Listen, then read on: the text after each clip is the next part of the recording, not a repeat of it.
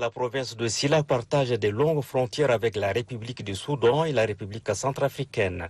Sa position géographique fait d'elle une province particulière car l'instabilité de certaines localités des républiques citées l'a toujours placée dans une sorte de vulnérabilité tant les frontières sont poreuses.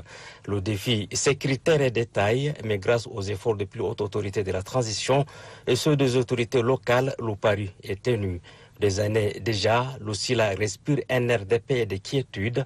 La sécurité y est, des indicateurs stimulants pour asseoir l'autorité de l'État dans toute sa dimension. C'est l'objectif que s'était d'ailleurs fixé le gouverneur de la province de Sila, Ismaël Yamouda Diorbo, en poste depuis février 2022.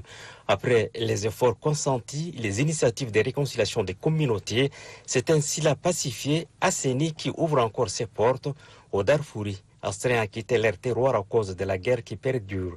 Un signe qui indique que la province de Sila, à l'image du pays, est en passe de devenir un havre de paix.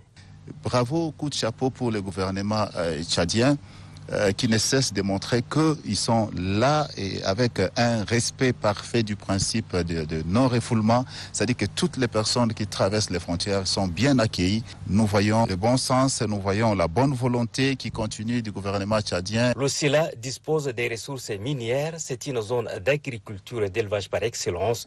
Néanmoins, il reste enclavé pendant plusieurs mois de l'année.